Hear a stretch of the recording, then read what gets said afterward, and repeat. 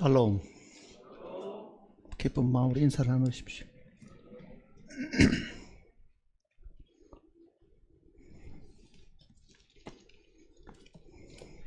레위기 25장을 찾겠습니다.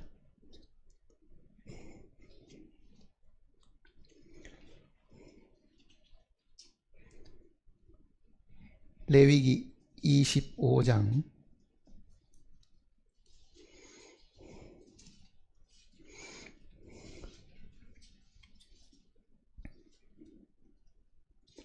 1절 말씀부터 보겠습니다.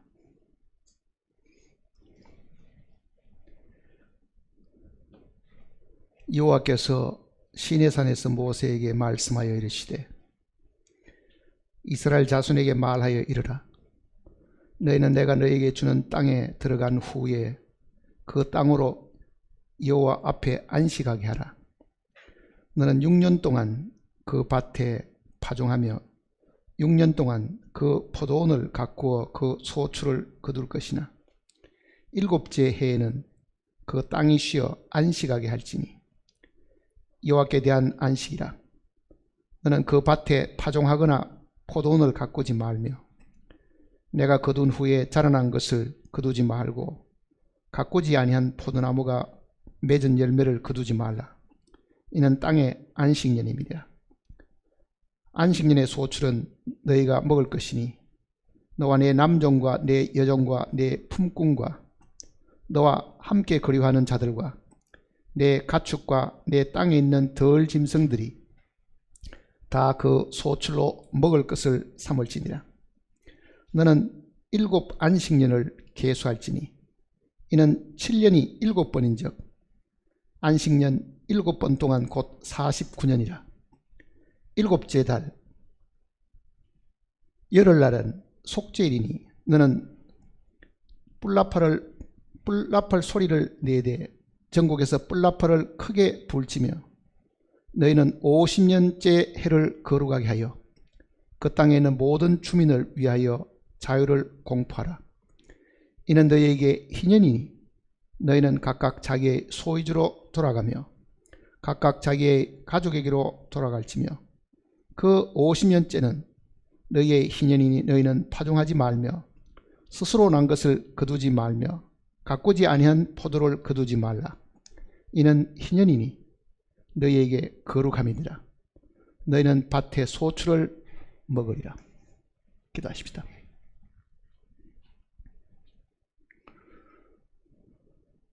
우리에게 영원한 안식을 주시기 위해서 주님께서 이 땅에 오셔서 희생이 되셨고 우리를 그 안식 가운데 쉬게 하셨습니다. 주님께서 죽으시고 부활하신 이 날을 우리에게 주심으로 우리는 주님의 죽으심과 부활을 기뻐하고 마음속에 감사하면서 다시 한자리에 모였습니다. 주님의 명하신 내용들이 많지만은 우리가 거의 다 기억을 하지 못하고 살아갈 때가 많습니다. 우리에게 주신 이 거룩하신 말씀을 오늘 저희들이 다시 한번 마음에 읽고 일깨움을 받을 수 있도록 도와주시옵소서. 말씀의 뜻이 무엇인지를 성령께서 각 심령의 마음속에 빛을 비추어 주실 것을 간구드립니다. 이 자리에 함께하지 못한 여러 형제 자매님들이 어느 곳에 있든지 주님께서 그들을 지키시고 돌봐주심을 믿고 있습니다. 어렵고 힘들 때일수록 하늘을 향해 기도하고 하늘의 위로를 받을 수 있는 지혜로운 자들이 되게 도와주시옵소서. 이 세상과 그 정욕은 곧 지나간다고 하셨고 이제 영원하신 하나님의 나라가 곧 도래할 것이므로 우리의 마음에 항상 소망의 기쁨을 가지고 살아갈 수 있도록 도와주시옵소서. 우리를 죄악 가운데서 구원하시고 지금도 하늘 성소에서 우리의 연약함을 대신 강구하시는 우리 주 예수님의 크신 이름으로 간절히 기도드립니다. 아멘. 안식일은 우리가 잘 기억을 하고 있습니다. 그런데 안식년도 있고 또 여기에 지금 희년이라는 것이 기록이 되어 있습니다. 안식일하고 안식년하고 그리고 여기서 말하는 이 희년이 무엇을 의미하는지를 오늘은 함께 생각을 해 보려고 합니다. 안식일을 먼저 잘 기억을 해야만 안식년이 주는 의미 그리고 희년이 주는 의미를 알 수 있습니다. 이것은 모세가 상상해서 만든 이 규정이 아니고요. 하나님께서 모세를 직접 불러셔가지고 시내산에서 말씀하신 겁니다. 레위기 1장 시작은 하나님께서 회막에서 모세를 부르셨다는 말씀이 있는데 여기는 시내산에서 다시 말씀하시는 내용이 있습니다. 회막은 그들이 하나님을 섬기는 이 처소고 레위기 내용 자체는 하나님을 섬기는 제사장들의 지침서와 같은 것입니다. 어떻게 성막에서 하나님을 섬길 것인가에 대한 모든 규례를 하나님께서 지시하실 때는 성막에서 주로 말씀하셨고 신에서 말씀하실 때는 대부분 이스라엘 민족 전체에게 주신 하나님의 명령들입니다. 그러니 이것은 선포되어 가지고 백성의 귀에 낭독되어 가지고 그들이 평생을 두고 지켜야 될 그 내용과도 사실 같은 겁니다. 그래서 안식일은 나름대로 우리는 지식이 있습니다. 안식일과 주일의 차이가 뭔가 그런 내용도 우리가 공부를 사실은 했습니다. 그런데 안식년은 무엇을 의미하는가 그 부분을 오늘 좀 생각을 해 보려고 합니다. 안식일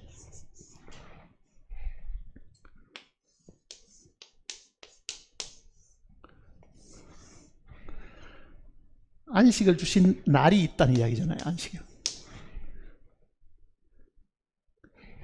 근데 안식 연도 있거든요. 그러니까 이 안식일에 대한 이 개념을 알면은 안식년에 대한 개념도 쉽게 이해할 수가 있습니다. 안식일이 처음 언제 언급이 되었습니까? 안식일이 처음 언급된 것은 언제인 것 같아요?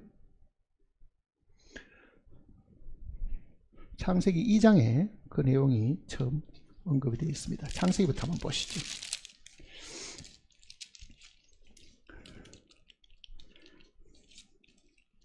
2장 1절입니다.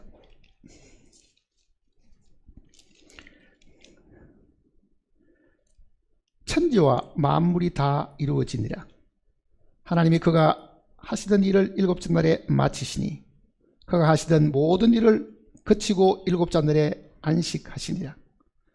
하나님이 그 일곱째 날을 복되게 하사 거룩하게 하셨으니 이는 하나님이 그 창조하시며 만드시던 모든 일을 마치시고 그날에 안식하셨습니다. 안식일은 처음 성경에서 언급된 것은 이 창조와 관계가 있습니다. 그러니까 첫째 날부터 하루, 이틀, 3일, 4일, 5일, 6일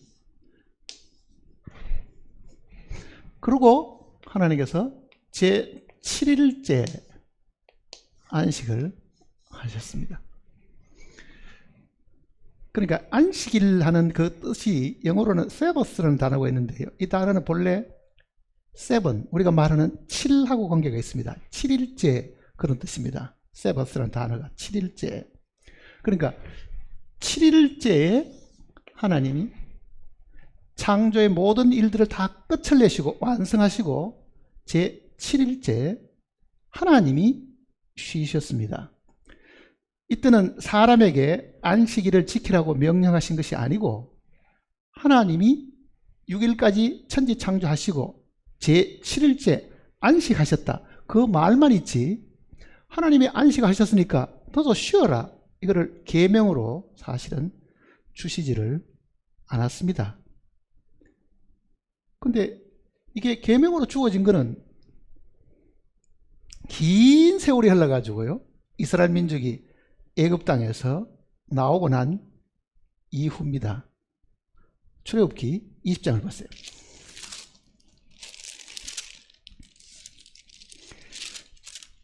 출애굽기 20장.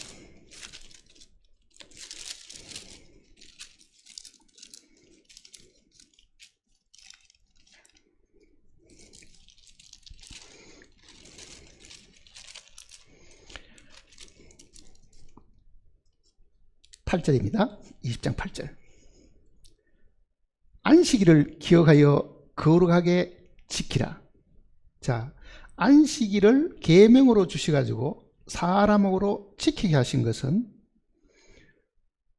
이스라엘 민족이 애굽에서 나오고 난 이후에 지금 시내산 밑에서 그네들이 다 대기하고 있을 때 하나님이 십계명을 주셨고, 그 십계명 중에 지금 안식일 계명을 여기에 주신 겁니다. 그리고 그것을 사람으로 하여금 지키라고 말씀하셨습니다. 그러니까 처음에는 안식일이 하나님이 쉬셨고, 그 하나님이 쉬신 것을 사람들이 기억하도록 하셨습니다. 그 다음에 11절을 보시면요, 이는 여섯 동안에 나 여호와가 하늘과 땅과 바다와 그 가운데 모든 것을 만들고 일곱째 날에 쉬었습니다. 그러므로 나 여호와가 안식일을 복되게 하여 그 날을 거룩하게 하였느니라. 안식일을 하나님이 복되게 하셔가지고 모든 하나님의 백성들이 하나님의 안식 속에 함께 쉬도록 하신 겁니다. 하나님이 쉬는 날이니까 너희도 쉬어라. 이 날은 하나님이 모든 창조를 마치시고 쉬셨다, 이렇게 말씀하셨습니다. 그러니까 이거는 애굽에서 나오자 얼마 되지 않아 가지고 적어도 한 2개월 정도밖에 안 지났는데 하나님께서 이 계명을 주셨습니다. 그리고 한 40년쯤 지나 가지고 이 안식일 문제를 다시 언급합니다. 그네들이 가나안 땅을 눈앞에 두고 모압 평지에 하나님이 다시 이스라엘 민족을 불러가지고 명하시는 내용이 신명기 내용입니다. 신명기는 이 십계명을 어떻게 설명하는지를 한번 보세요. 신명기 5장을 보시면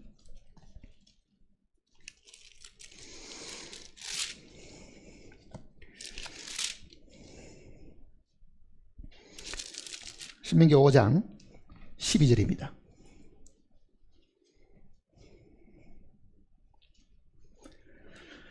(5장 12절) 내 하나님 여호와가 내게 명한 대로 안식일을 지켜 거룩하게 하라. 여섯 동안은 힘써 내 모든 일을 행할 것이나 일곱째 날은 내 하나님 여호와의 안식일인즉 너나 내 아들이나 내 딸이나 내 남종이나 내 여종이나 내 소나 내 낙이나 내 모든 가축이나 내 문 안에 유하는 객이라도 아무 일도 하지 못하게 하고 내 남종이나 내 여종에게 너같이 안식하게 할지입니다. 15절을 보면요, 너는 기억하라. 내가 애굽 땅에서 종되었더니 내 하나님 여호와가 강한 손과 편팔로 거기서 너를 인도하여 내었나니 그러므로 내 하나님 여호와가 내게 명령하여 안식일을 지키라 하였느라. 뭐가 달라진 것 같아요?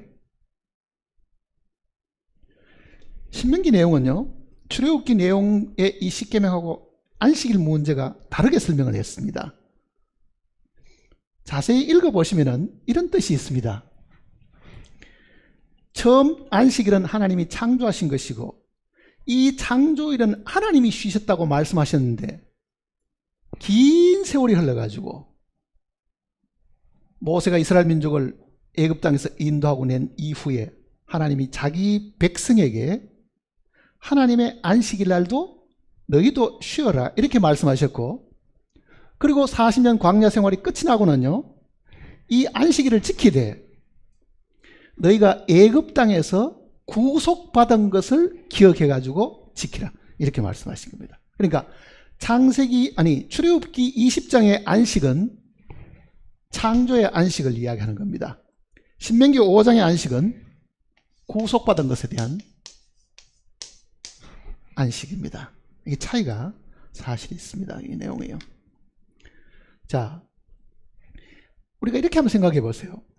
하나님이 이 안식일을 제정하셨는데 이거는 유대인들이 제정한 게 아닙니다. 사람이 제정한 것이 아니고 하나님이 제정하셨는데 그 뜻을 사실 사람들은 잘 모르고 있은 거죠. 긴 세월이 지나가고도. 그러면은 창조의 안식일을 한번 생각을 해보세요. 만일 이 창조 과정 속에 사람이 한 둘째 날쯤 창조됐다 보면 어떤 일이 생기겠어요? 실제 사람이 창조된 것은 마지막 날입니다. 6일째 창조되잖아요. 근데 만일 하나님이 사람을 먼저 창조하시고 그 다음에 다른 동식물들을 만드셨다고 하면 어떤 일이 생길 것 같아요? 아마 아담은 상당히 주저넘었을지 모릅니다. 하나님이 창조의 과정 속에 있고 그 과정 속에 자기가 태어났는데 하나님이 아직도 창조의 일을 하고 있으면은요, 아담은 이렇게 생각할지 모릅니다. 하나님, 뭐 좀 도와드릴 게 없습니까? 왜? 범죄하기 전에 아담은 굉장히 지혜로웠습니다. 하나님이 만든 그 많은 이 동물들의 이름을 다 지을 정도가 되었으니까요. 이거는 보통 뛰어난 존재가 아니잖아요.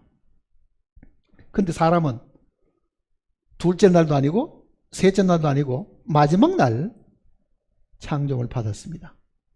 사람이 창조를 받은 것은 사실은 이 날은 그에게는 첫째 날이나 마찬가지입니다. 창조되고 보니 하나님은 뭐하고 계십니까? 쉬고 계시잖아요.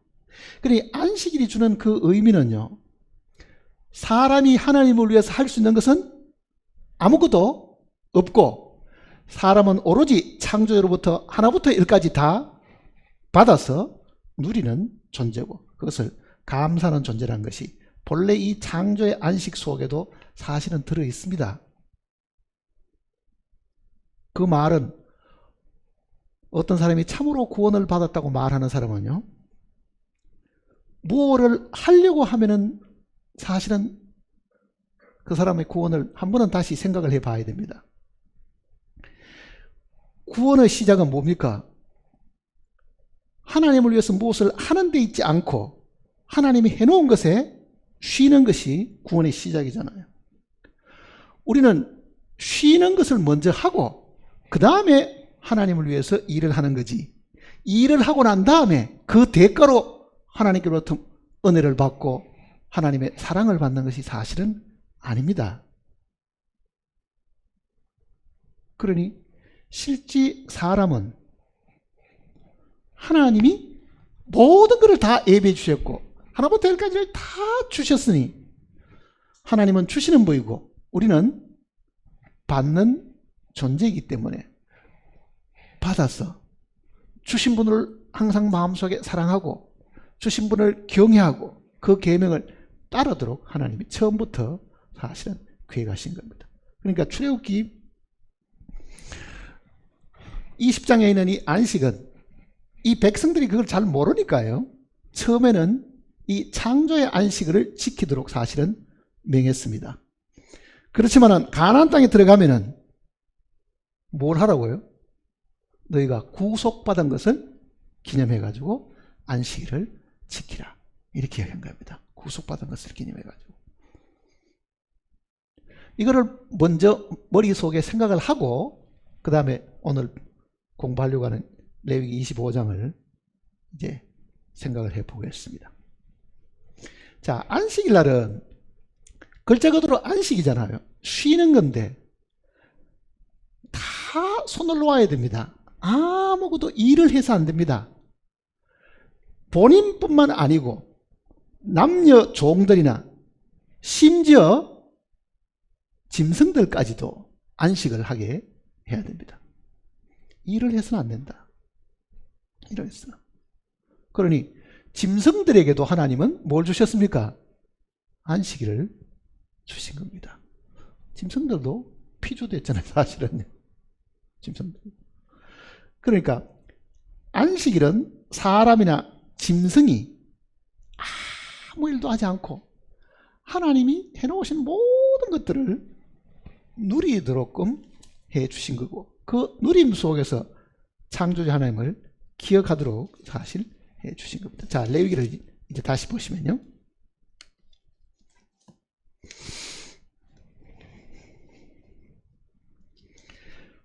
이제는 안식년에 대한 것을 설명하고 있는 겁니다. 안식년. 2절입니다. 25장 2절. 이스라엘 자손에게 말하여 이르라. 너희는 내가 너희에게 주는 땅에 들어간 후에 그 땅으로 여호와 앞에 안식하게. 자, 안식일은 사람이나 짐승이 쉬는 거고요. 안식년은 땅이 쉬는 겁니다. 이걸 구분해야 됩니다. 땅을 쉬게 하라 이렇게 하잖아요. 땅을 쉬게 하라. 그러니까 출애굽기 내용 속에는 이 땅을 쉬게 하는 이 계명이 그때는 안 주어진 것은요. 왜 그렇게 했어요? 아직도 광야에 있기 때문에. 그네들 소유가 사실 없어서 그럽니다. 근데 이제는 하나님의 이 약속의 땅, 가나안 땅에 들어와서는 사람이 쉬는 안식일 날 땅을 쉬게 하는 게 아니고, 이 안식일이 안식연이 되는 거는 이런 겁니다. 이거는 하루씩이고, 이거는 안식년은 뭐겠어요? 1년, 2년, 3년, 4년, 5년, 6년. 이 6년 동안 농사를 짓고 수목을 심어가지고 과일을 재배하고 이렇게 하는데, 이 7년째는 땅을 쉬게 하라 이렇게 말씀하시면, 땅을 쉬게 하라. 그러니까 안식년은 땅이 쉬는 거고, 안식일은 사람과 짐승이 쉬는 겁니다. 이걸 이제 구분을 하셔야 돼요. 땅을 쉬게 하라 그랬습니다. 땅을 쉬게 하라. 그러면 백성들이 뭘 생각하겠어요? 아니, 씨를 뿌려가지고 가을에 추수해가 먹고 살아야 되는데 땅을 쉬게 하면 어떻게 되겠어요? 그 해는 그럼 뭘 먹고 사느냐? 이 걱정을 안 할 수가 사실은 없죠. 안식일 지키는 거는 이렇게 생각할지 모릅니다. 내일은 안식일이니까 오늘 내일 먹을 거를 다 준비해 놓고, 사람들은 하루 정도는 자기 힘으로도 준비해가지고 먹을 수 있다고 아마 생각할지 모릅니다.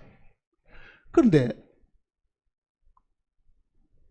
농사를 1년 동안 안 지으면은 그 다음 어떻게 하겠어요? 그 걱정이 분명히 하게 되겠죠. 근데 그 내용을 지금 여기에 설명을 해 주는 겁니다. 다시 보세요. 2절입니다. 이스라엘 자손에게 말하여 이르라. 너희는 내가 너희에게 주는 땅에 들어간 후에 그 땅으로 여호와 앞에 안식하게 하라. 자, 땅을 쉬게 하라. 안식년은 땅이 쉬는 것이다. 그걸 기억을 하시기 바랍니다. 땅이 쉬는 것이다. 그 다음에 3절. 너는 6년 동안 그 밭에 파종하며 6년 동안 그 포도원을 가꾸어 그 소출을 거둘 것이나 7년째 해에는 그 땅이 쉬어 안식하게 할지니 여호와께 대한 안식이라. 너는 그 밭에 파종하거나 포도원을 가꾸지 말.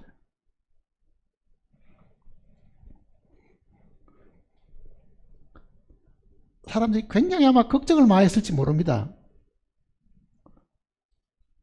절대로 땅에다가 씨 뿌려가지고 김 메고 과일을 재배하거나 이걸 못하게 하지요. 그러면 땅은 어떤 일이 생기겠어요? 안식년이지만은 사과나무는 여전히 사과가 열겠지요. 그럼 안 주고, 그렇다 해가지고 그의 사과가 꽃도 안 피고 과일들이 안 자라가, 그런 게 아닙니다. 안식년인데도 여전히 포도도 맺힐 거고, 농사는 안 짓지만은 자연적으로 발생하는 수확이 분명히 있겠죠.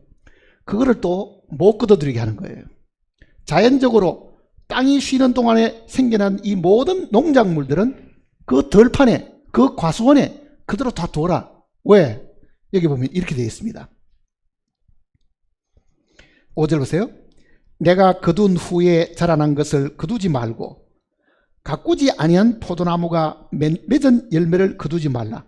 이는 땅의 안식년입니다. 안식년의 소출은, 즉 농사를 재배하지 않고 거름도 주지 않은 그 해에 생산되는 소출은, 그 말입니다. 너희가 먹을 것이니 너는 내 남종과 내 여종과 내 품꾼과 너와 함께 거류하는 자들과 내 가축과 내 땅에는 덜 짐승이 다 그 소출을 삼을 것을, 소출로 먹을 것을 삼을지니라. 농사를 안 짓는데 그해 생산된 모든 것들은 여전히 그네들에게 먹을 것은 된다, 이렇게 지금 이야기했습니다. 그러니 그해는 땅이 쉬고 자연적으로 발생하는 것은, 그건 자연적으로 발생하는 건 뭐겠어요? 하나님이 키우시는 거잖아요. 그네들이 키우지 않고 하나님이 자연적으로 키운 그것은 너희 먹을 것이 된다. 자, 땅을 쉬게 하는 이 일은요, 뭐를 상징하는 것 같습니까? 사실은요, 안식일과 안식년이 공통적으로 우리에게 주는 것은 6일까지는 하나님이 사람들로 하여금 일을 하게 하시고, 땅도 치력이 더 보강되어 가지고 거름을 주고 열심히 김 메고 해가지고 그 보강되어 가지고 사람의 가꾸고 사람이 재배한 것을, 그 노력의 결과를 사실은 거두도록 한 거지만은, 이 7일째는 하나님이 자연 발생적으로 생긴 모든 것을 자라게 하셔가지고 먹게 하신다. 그런 의미가 여기에 지금 담겨져 있습니다.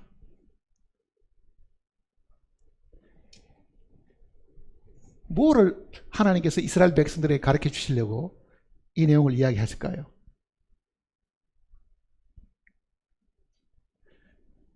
그 다음 내용하고도 사실은 이게 관련이 있습니다. 그게 희년이라는 것하고 관련이 있습니다. 그러니까 안식일, 안식년, 희년, 이거를 잘 기억을 해 두시면은요, 정말 하나님이 어떤 계획을 가지시고 이 역사 속에 어떻게 일을 이루시고 마지막 그가 재림하시고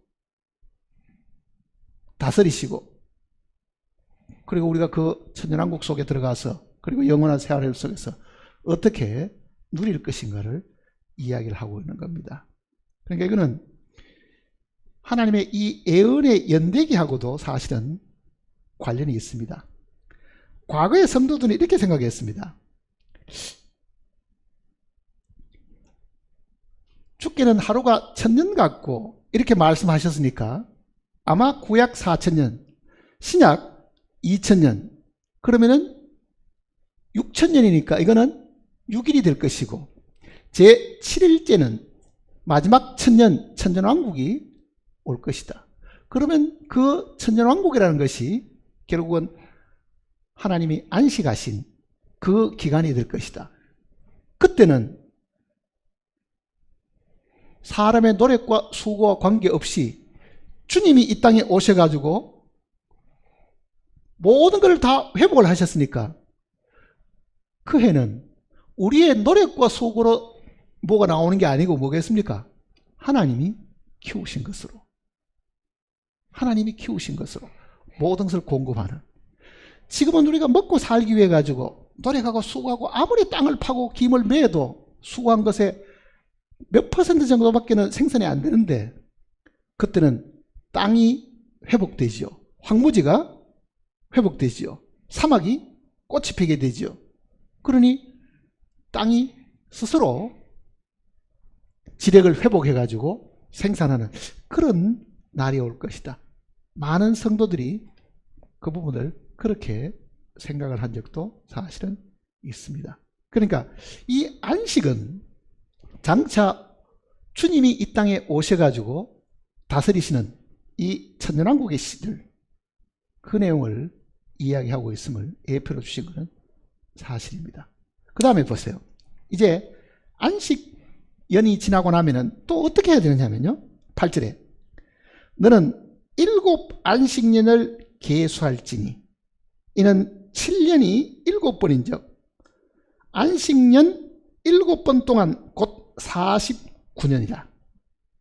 7째 달 열흘날은 속죄일이니 너는 뿔나팔을 불되 전국에서 뿔나팔을 크게 불지며 너희는 50년째를 거룩하게 하여 그 땅에 있는 모든 주민을 위하여 자유를 공포하라. 이는 너희에게 희년이니 너희는 각각 자기의 소유주로 돌아가며 자기 가족에로 돌아가요. 자, 이거는 또 다른 이야기입니다. 보세요. 안식년이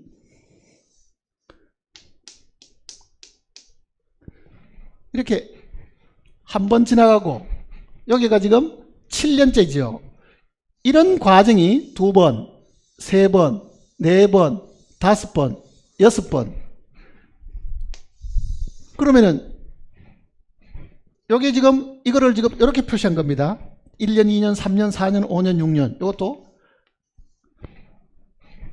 7년째 안식년을 지키고 7년째 안식년을 지르고 7년째 안식년을 지르고 7년째 안식년을 지르고 매 7년마다 안식년을 6번 지나다가 7번째 안식년이 오면 희년을 선포하라 그랬습니다. 희년.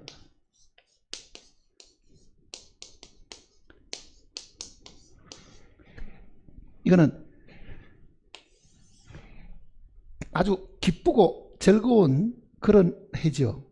여기 지금 이 희년이라는 것은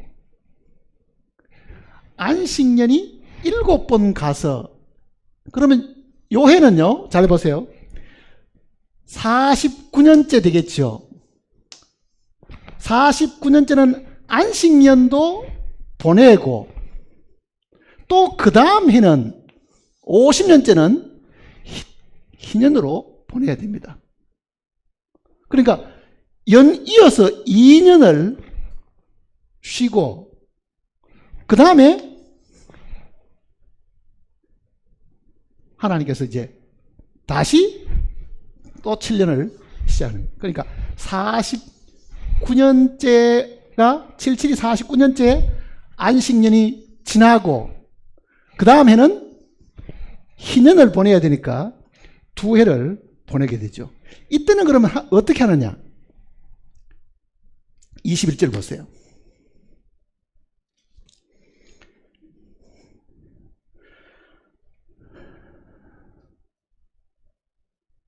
18절부터 보십시다. 18절. 자, 희년을 지키라고 지금 규례를 발표하시고 너희는 내 규례를 행하며 내 법도를 지켜 행하라. 그리하면 너희가 그 땅에 안전하게 거주할 것이다. 땅은 그것의 열매를 내리니 너희가 배불리 먹고 거기 안전하게 거주하리라. 20절 보세요. 만일 너희가 말하기를 우리가 만일 7째 해에 심지도 못하고 소출도 거두지 못하면 우리가 무엇을 먹으리요 하겠으나 내가 명령하여 6째 해에 내 복을 너희에게 주어 그 소출이 3년 동안 쓰기에 족하게 하리라. 너희가 8째 해에는 파종하려니와 묵은 소출을 먹을 것이나 9째 해에 그 땅에 소출이 들어오기까지는 너희는 묵을 것을 먹으리라. 그러니까 7번째 안식일이 오면 이때는 3년치를 하나님께서 공급을 해 주시겠다. 그 얘기입니다. 3년치를 공급해 주고. 그리고 9번째 해에 농사 짓는 걸 가지고 그 다음에 다시 또 먹고 이렇게 하라고 사실 이야기를 하셨습니다. 자, 안식연이 있고 희년이 있는데 이 희년은 어떻게 계산하느냐면요, 가나안 땅에 들어가던 해로부터 이렇게 가도록 해놓은 거예요. 가나안 땅에 들어가던 해로부터. 그러니까 가나안 땅에 들어가서 뭘 지켜야 됩니까? 안식일도 지키고 안식년도 지키죠. 안식년을 매년 지키다가 6번 안식년을 지키고 7번 안식년이 돌아오면은 7째 해라는 희년으로 정해라. 희년. 그러니까 49년 지난 다음에 50년째는 그 말입니다. 50년째는 희년으로 땅도 쉴 뿐만 아니라 사람도 다 쉬고, 여기에 지금 희년에 대한 이 주님의 명령이 있습니다. 뭘 해야 되냐면요, 희년에는 종들도요 다 해방을 시켜 줘야 됩니다. 종살이 하는 사람. 출애굽기 21장을 보시면요,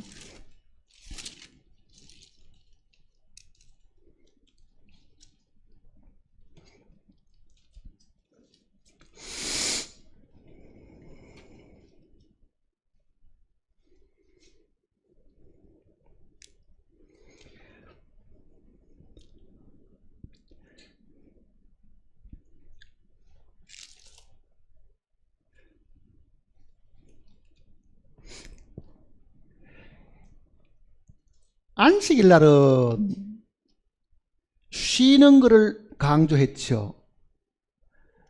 안식년은 사람도 쉬고 땅도 쉬는데 그 안식년이 닥치면은 그네들이 해야 될 것은, 첫째는 땅이 안식하고 그 다음에는 종도 해방을 시켜주라. 이렇게 지금 이야기합니다. 21장, 출애굽기 21장 2절 보세요. 내가 히브리 종을 사면 그는 6해 동안 섬길 것이요 7째 해에는 몸값을 물지 않고 나가 자유인이 될 것이며. 자, 안식년 7년째는 땅도 쉬고 종들도 해방이 된다. 뭐를 의미하는 것 같아요? 영원한 안식년이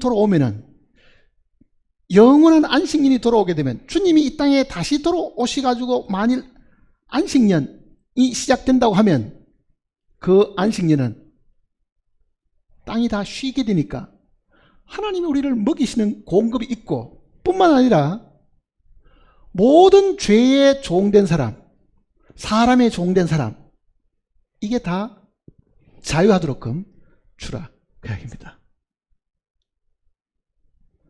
안식년이 땅도 자유롭게 해줄 뿐 아니라 땅에 사는 모든 속박받는 사람, 억압받는 사람 다 자유하도록끔 명령을 사실은 하셨습니다. 신명기 15장도 그 내용이 기록되어 있습니다.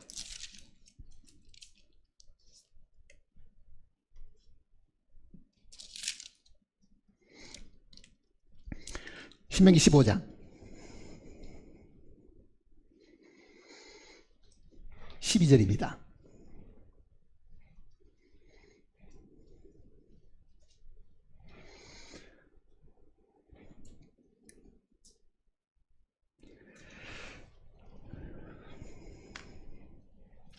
(15장 12절) 신명기. 내 동족 히브리 남자나 히브리 여자가 내게 팔렸다 하자. 만일 6해 동안 너를 섬겼거든 7째 너는 그를 놓아 자유롭게 할 것이요 그를 놓아 자유하게 할 때에는 빈손으로 가게 하지 말고 내 양무리 중에서와 타작 마당에서와 포도주 틀에서 그에게 후히 줄 것이며 내 하나님 여호와께서 내게 복을 주신 대로 그에게 줄지니라. 자, 안식년이 닥치면은 모든 종들에게 자유를 줘야 됩니다. 자유를 줘야 돼요. 자, 그럼 보세요. 지금 여기도 자유를 줬겠지요.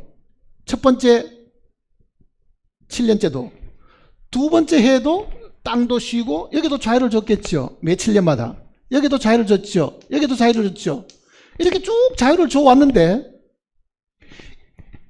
여섯 번째, 일곱 번째 안식년이 왔을 때는 49년 되던 해는 49년 되는 해입니다. 이게 49년.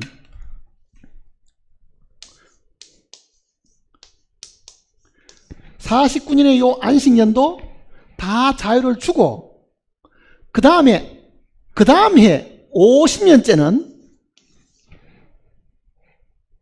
이거보다 훨씬 더 큰 일들을 지금 해야 됩니다. 안식년에 자유를 주던 것을 더 초과해야 될 부분들이 여기에 기록이 되어 있는 겁니다.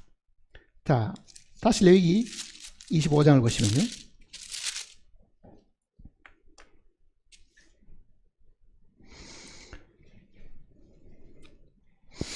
8절입니다.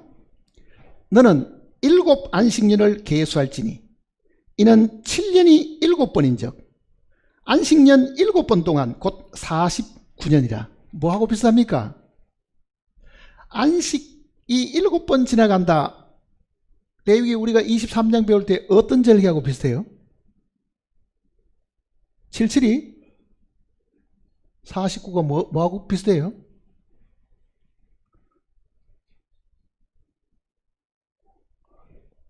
성령이 오신 그 절기 오순절하고 비슷합니다. 보세요.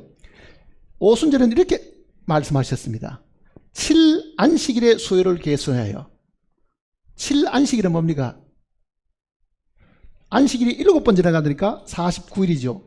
그 이튿날까지 합하여 50일째 새 소재를 너희에게 드리고 그러죠.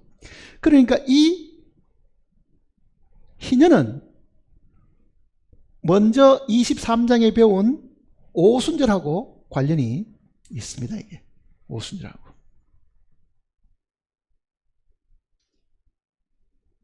자, 어떻게 하는 거 보세요. 지금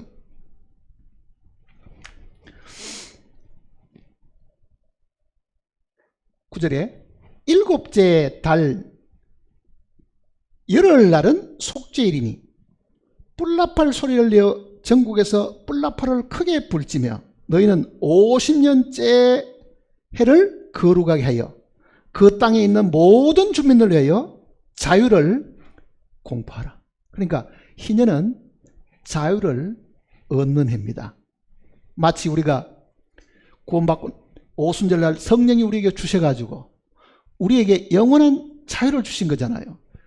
죄의 종에서부터 영원히 속죄함을 입고, 그리고 그 성령이 우리로 하여금 자유를 주신 거거든요. 진리를 알지니 진리가 너희를 자유케 하리라 하는 그 이야기입니다. 자, 우리는 안식일도 있고 안식연도 있는데 안식월은 있을 것 같아요? 없을 것 같아요? 안식월.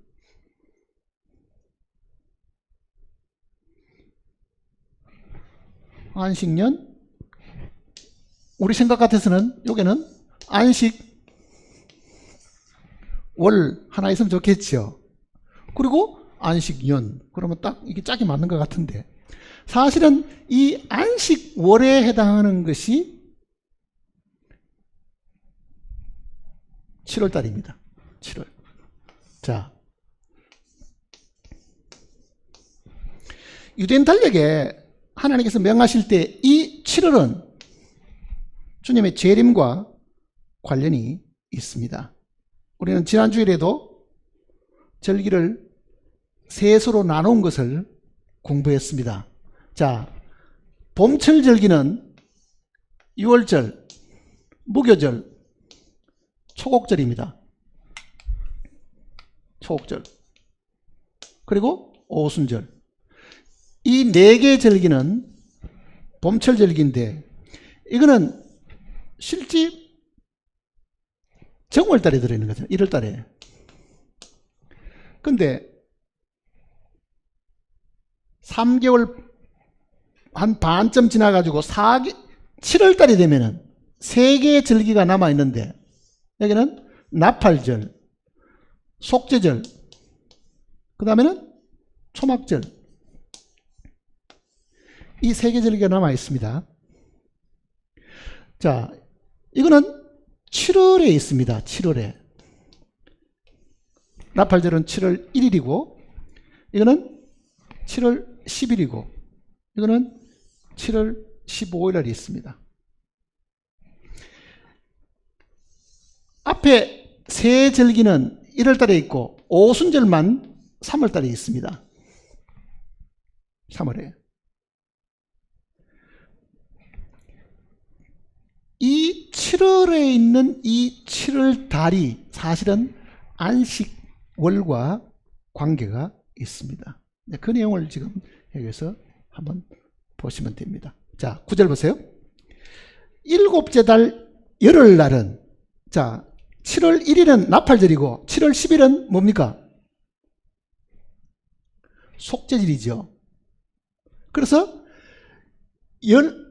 일곱째 달 열흘날은 속죄일이니 너는 뿔나팔 소리를 내어 전국에 뿔나팔을 크게 불치며, 자, 뿔나팔 소리를 내라. 뿔, 수양의 뿔입니다. 수양의 뿔, 뿔나팔.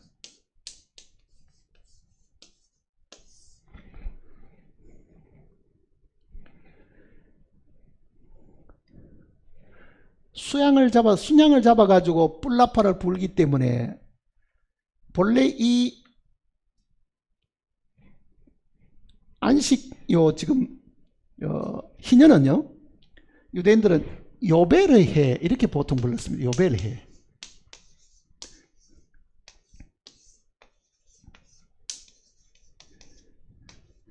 요벨이라는 것은 순양입니다. 그러니까 순양의 뿔을 불어서 기념하는 날이죠. 자, 보세요. 안식년이 속죄일날 나팔을 불어서 사람들 하여금 쉬게 한다. 그 의미입니다. 뭐하고 비슷한 것 같아요. 속죄일이 되면 유대인들이 다 자기 땅에 다 들어와가지고 정말 우리가 죽였던 메시아가 진짜였고 지금 있는 이 메시아는 가짜였구나, 그거를 깨닫고 회개하는 것이 있다고 이야기했잖아요. 회개하는 게.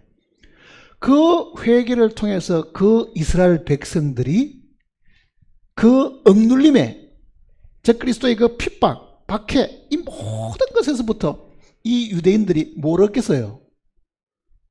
진짜 메시아가 재림하셔가지고 통치하시게 되니까 자유를 얻는 거예요. 사실은요. 완전한 자유를. 그러니 유대인들이 전 세계에 흩어져 살면서 지금도 계속 압박받고 지금도 고생하고 있지만은 7년 대환란 주님이 오시기 바로 직전까지도요, 그런들은 억압받고 살다가 드디어 이제는 희년이 지금 눈앞에 찾아온 겁니다. 그러면은 전 세계 속에 사는 동안에 그네들이 뭘 했겠어요? 이방인을 사실 섬기고 살았겠죠. 박해받고 어려움받고 고생당하고 그렇게 살던 그 사람들이, 그네들의 진짜 메시아가 땅에 다시 오셔가지고 한 목자의 다스림을 받고 인도를 받고 사는 안식 속에 사실 들어갑니다. 그거를 성경은 이 희년으로 사실은 이야기를 했고, 우리 구원받은 우리 기독교인들에게는요, 이 희년이 성령이 다시 오셔가지고 우리로 하여금 뭘 주시는 겁니까? 완전한 자유를 주신 거죠. 완전한 기쁨을 주신 거죠.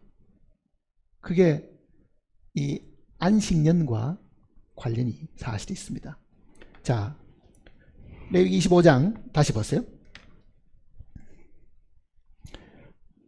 10절입니다. 너희는 50년째를 해를 거룩하게 하여 그 땅에 있는 모든 주민을 위하여 자유를 공포하라. 자유가 있다. 그 자유가 예수님이 이 땅에 오셨을 때에 이거를 이렇게 말씀하셨습니다. 누가복음 한번 보세요.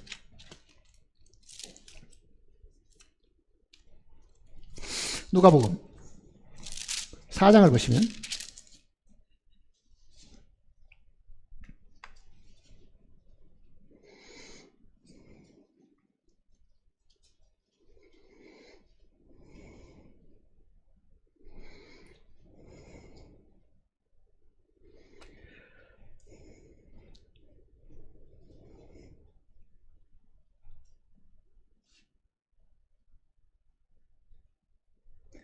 16절입니다. 누가복음 4장 16절. 예수께서 그 자라나신 곳 나사렛에 이르사 안식일에 늘 하시던 대로 회당에 들어가서 성경을 읽으려고 쓰시매 선지자 이사야의 글을 들이거늘 책을 펴사 이렇게 기록된 들을 찾으시니 곧 주의 성령이 내게 임하셨으니 이는 가난한 자에게 복음을 전하게 하시려고 내게 기름을 부으시고 나를 보내사 포로된 자에게 자유를 눈먼 자를 다시 보게 함을 전파하며 눌린 자를 자유롭게 하고 주의 은혜의 해를 전파하게 하려 하시네. 주의 은혜의 해, 은혜는 다 공짜지요. 다 풀려나고 억눌림에서 죄의 속박에서 다 풀려나는 것을 전파하도록끔 은혜의 해를 전파하도록. 이 은혜의 해에 대한 것이 뭐겠습니까? 희년입니다. 사실은요. 희년은 기쁘고 즐거운 해를 희년이라고 부른 거잖아요. 기쁘고 즐거운 거. 그러니까 해방받는 것보다 우리가 일제히 해방받을 때보다 더 기쁠 때가 없는 것처럼 죄의 속박에서부터 억눌림에서부터 해방받는 나를 전파하게 하려 했습니다. 자, 예수님이 하나님이 나를 이 땅에 보내신 것은 이사야 선지자가 예언한 그대로인데, 그리고 이사야 선지자의 글을 다 읽으시고 뭐라고 말씀하십니까? 20절 보세요. 책을 덮어 그 맡은 자에게 주시고 앉으시니 회당에 있는 자들이 다 주목하여 보더라.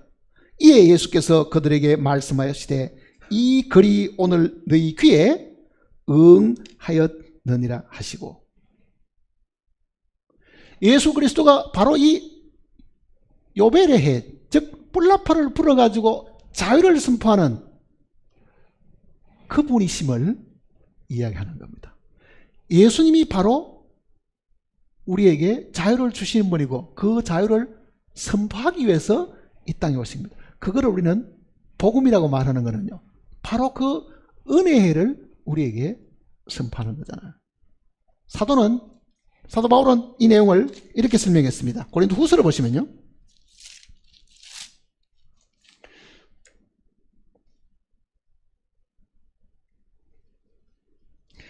6장입니다.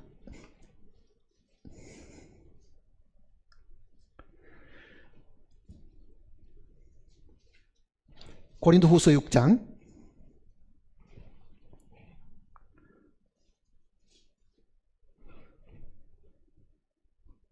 1절입니다.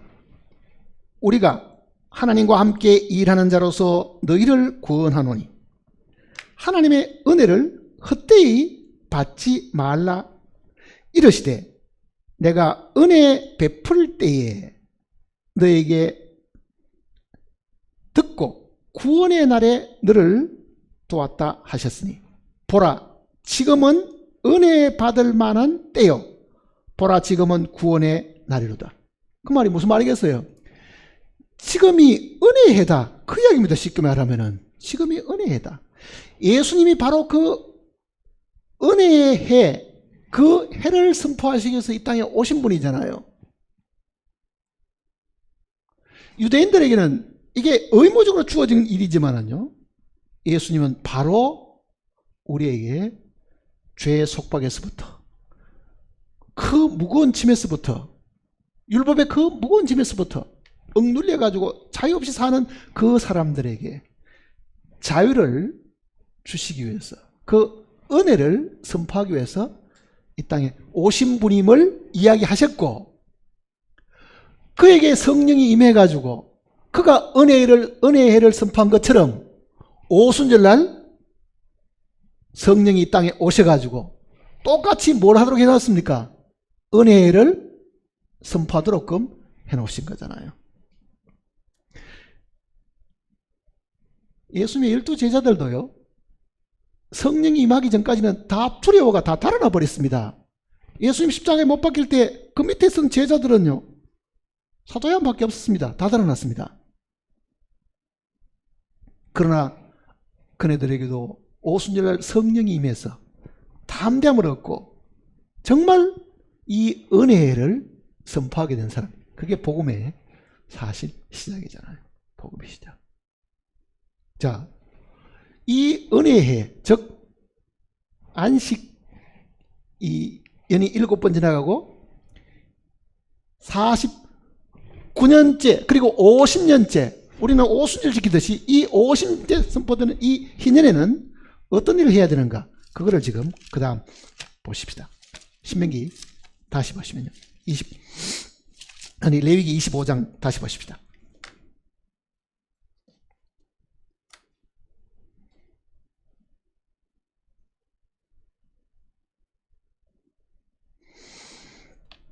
(13절입니다)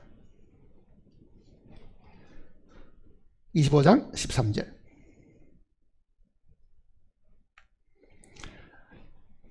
자, 희년이 하는 일 중에 첫째는 13절에 이 희년에는 너희는 각기 자기의 소유지로 돌아갈지라.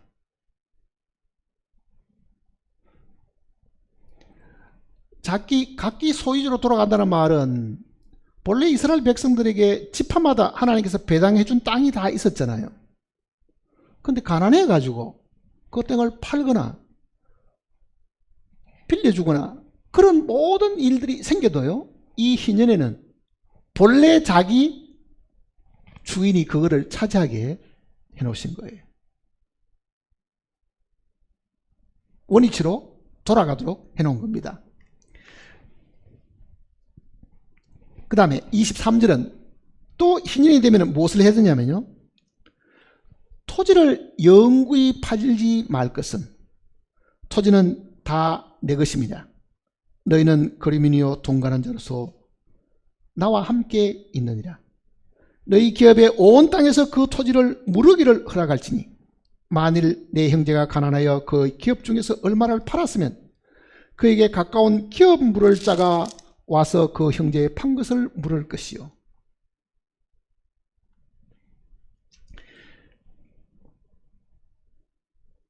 (28절은) 그러나 자기가 물을 힘이 없으면 그 판 것이 희년에 이르기까지 산 자의 손에 있다가 희년에 이르러 돌아올지니 그것이 곧 그의 기업으로 돌아갈 것이다. 자, 희년이 닥치게 되면은 준비를 해가지고, 내가 지금 이 땅을 팔은 지가 지금 6년이 됐는데 내년이 희년인데 그래도 오늘 이 땅을 내가 다시 본래 위치로 물을 만큼 내가 경제적인 여유가 없으면 못 물으겠지요. 못 물게 되면은 자동으로 희년이 되면 어떻게 됩니까? 본인에게 돌아오도록 된다, 그 얘기입니다. 그러니까 희년은 종살이 하던 사람들도 다 풀려나는 것뿐만 아니라 그 소유도 다 원 위치대로 돌아가게 사실 되는 겁니다. 자, 그걸 이렇게 한번 생각해 봤어요. 주님이 다시 오시게 되면 땅은 누구 겁니까? 본래 분명히 여기는 토지는 영구히 팔지 말 것은, 토지는 다 누구 거라고요? 하나님 것이다. 자, 지구가 있습니다. 70%는 바다고 30%가 땅인데 이 땅을 하나님이 내 것이다. 토지는 팔아서 된 게 아니다. 그러니까 희년이 되면은 이 땅이 누구에게 돌아온다는 이야기입니까? 하나님께로 다시 돌아와야 되겠죠. 지금은 미국 땅, 한국 땅, 소련 땅하고 나라마다 전부 다 자기 땅이라고 지금 국경선을 다 쳐놓고 있지만은요,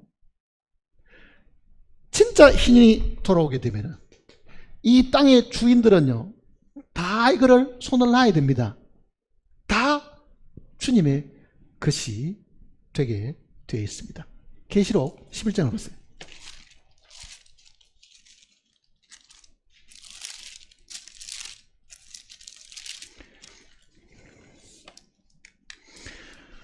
계시록 11장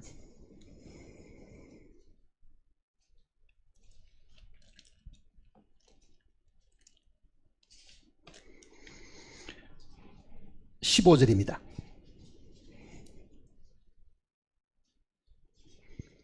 15절. 일곱째 천사가 나팔을 불매 하늘에 큰 음성들이 나서 이르되 세상 나라가, 이게 전 세계 세상입니다. 이 땅들이 다 세상 나라잖아요. 세상 나라가 어떻게 된다고요?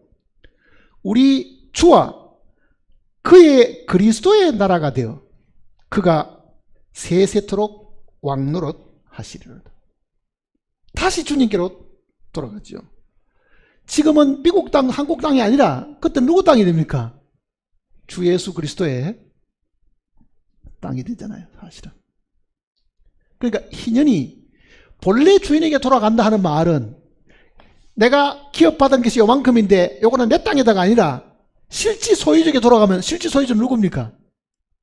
하나님께 다 돌아가는 거죠. 그러니까 주님의 재림은 이 희년입니다. 사실은요. 희년이 되게 되면 모든 이 땅의 소유권들이 다 무시가 되어버리고, 이거는 다 우리 주와 그의 그리스도의 나라가 되어, 그렇잖아요. 주와 그리스도의 나라. 그가 창조주시기 때문에, 그가 이 땅을 직접 지으셨기 때문에 지은 분이 주인이라고 해요, 본래. 우리는 그 땅에 잠시 소작인처럼 그 땅을 분배받아가지고 쓰고 있으면서도 내 거다, 내 거다 주장하잖아요. 자, 땅 부자면 사람들이 이렇게 합니다. 옛날에 왕들은 공로를 세운 충신이 있으면요, 여기서부터 저기까지 땅을 하사한다. 그러니까 땅을 큰 평지를 이렇게 하사해가지고 그 충신에게 자자손손 먹고 살 수 있도록 땅을 하사한 그런 일들이 사실 있었습니다. 그러면 그때부터는 야, 이게 내 땅이다. 땅 쳐다보기만 해도 배가 부르고 자기 것이라는 그 소유에 대한 그 만족 때문에 다들 즐거워했습니다. 자, 사람이 땅을 소유합니까? 땅이 사람을 소유합니까? 탈무드에 그런 이야기가 있습니다. 이게 내 땅이다, 내 땅이다 라고 말하지만은 정작 그 사람이 죽으면 전부 다 내 품으로 다 들어온다. 땅은 그렇게 말한답니다. 다 땅으로 들어가 버리잖아요.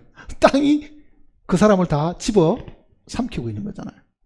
그 피부까지 나중에는 다 녹여버려, 분해시켜버리니까. 사실은 땅 주인은 우리가 아니고 이거는 땅을 창조하신 하나님이 사실은 주인입니다. 자, 희년이 되면은 땅이 원래 주인에게 돌아간다 하니까 내가 이 사람한테 팔았는데 다시 나에게 돌아온다, 이렇게 생각하지만은 실제 땅 주인은 누굽니까? 하나님 자신입니다. 고린도전서 15장을 보시면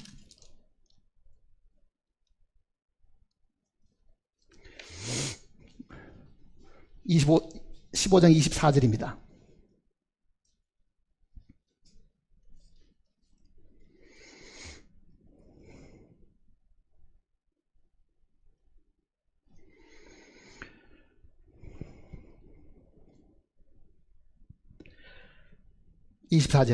그 후에는 마지막이니, 부활의 순서를 정해져 왔습니다. 부활의 첫 열매인 예수 그리스도, 그에게 속한 자, 그리고 마지막 부활할 사람, 이걸 설명한 거예요. 그가 모든 통치와 모든 권세와 능력을 멸하시고 이 세상을 다스리고 있는 악의 영들과 그 통치자들을 다 피해버리고 나라를 아버지 하나님께 바칠 때라. 그가 모든 원수를 그 발 아래 둘 때까지 반드시 왕노릇 하시느니 맨 나중에 멸망받을 원수는 사망이니라. 자, 주님이 이 땅에 다시 오시게 되면 어떤 일이 생기느냐? 이 나라들을 다 아버지 하나님께 바치게 된다. 우리 주와 그 그리스도가 땅을 다스리게 되는 것처럼요, 주님이 이 땅에 오셔가지고 다 회복하셔서 이제는 이 통치를 완전히 하나님 손에 바쳐놓는다. 그게 주님의 재림이고 그게 속죄일날 시작이 된다. 이렇게 설명을 해준 겁니다. 다시 레위기 25장 보세요.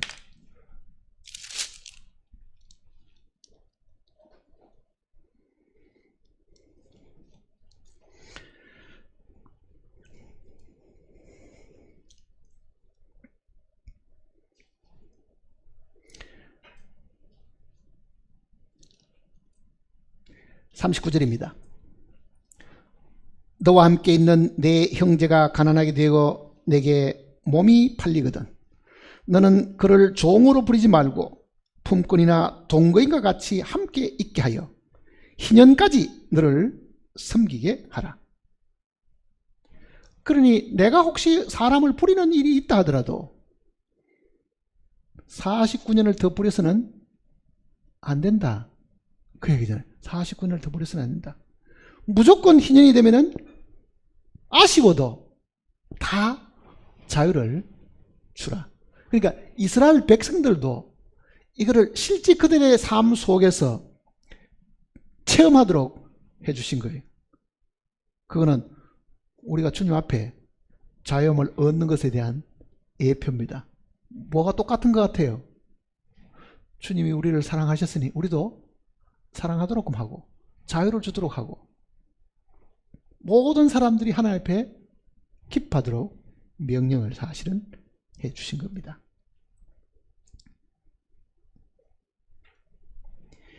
자, 지금 이스라엘 백성들은 전 세계에 흩어져 있다가 자기 땅에 돌아온 것이 거의 1900년 지나고 난 다음에 겨우 돌아왔습니다. 지금 1900년 동안 나라 없이 살다가 왔기 때문에 실제 이 희년을요 정확히 계산을 잘 못합니다. 언제 가나안 땅에 들어가 가지고 그때부터 시작해서 매 50년째마다 이렇게 희년 지킨 그 기록이 별로 남아있지를 않습니다. 왜? 포로 생활을 너무 오랫동안 했기 때문에. 그러니 정확하게 지금 이 희년이 언제인지는 제대로 지금까지 지켜지는 않았습니다. 그런데 우리가 1900년 말쯤에 이런 일이 있었습니다. 로마 교황청에서 2000년, 서기 2000년을 희년으로 한번 선포한 적이 있습니다. 그거는 성경과 관련 있는 것이 아닙니다. 그네들은 캐톨릭, 기독교, 이슬람 모두가 다 희년으로 하고 그네들이 교황이 한번 그렇게 발표한 적이 있지만요, 그거는 성경에서 말하는 희년이 사실은 아닙니다. 그러니까 성경에서 말하는 그 희년은 주님이 이 땅에 다시 오셔서 우리에게 온전한 영원한 자유를 주시는 거죠. 물론 초림하셔가지고 우리를 영적으로 하나님 안에 자녀가 되게 하시고 죄에서 용서받게 하셨지만은 여전히 우리의 육신이 아직도 억눌림 속에 지배를 받고 있으니까 주님이 다시 오셔야만 몸의 변화를 입고 완전한 자유 속에 들어가게 됩니다. 그때는 영만 자유를 얻는 게 아니라 우리의 육신도 완전한 자유를 얻게 되고 그때는 우리는 정말 희년, 기뻐하고 즐거워하는 해가 분명히 도래하게 됩니다.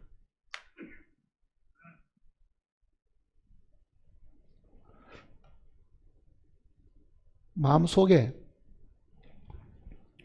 안식일보다는 안식년을 더 잘 기억하고 안식년보다는 희년을 더 잘 기억을 해 두시면 우리가 이 말씀을 이해하고 깨닫는 데도 훨씬 더 도움이 되실 겁니다. 기도하십시다.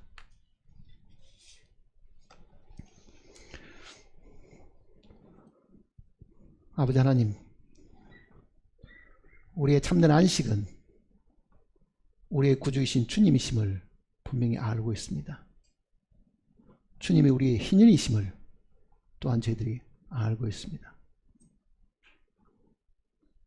주님이 우리의 안식이시고 참된 우리의 보호자이시며 인도자이시며 우리를 늘 돌보시는 안식의 주인이심을 알고 있습니다. 오늘 주님의 이름으로 죄사함 받은 우리 모두가 주님 안에서 안식년을 누리고 희년을 누리는 그 삶을 지금부터 하게 하시고 주님 만날 때 참으로 우리의 몸같이 몸도 함께 변화되어 영원한 안식 속에 주님 앞에서 늘 기쁘고 즐겁게 살아가도록 인도하시옵소서. 우리의 마음속에 항상 주님의 말씀이 풍성하고 이 말씀으로 인해서 우리의 갈급함이 다 해소되어서 비록 나그네와 같은 삶을 살아가고 있지만 그래도 우리의 마음은 항상 주님으로 기뻐하고 즐거워하는 저희들이 되게 인도하시옵소서. 우리를 죄악 가운데서 구원하신 주님이 매일매일 삶 속에서 우리의 안식이 되시는 것을 감사드리면서 주 예수님의 거룩하신 이름으로 기도드립니다. 아멘.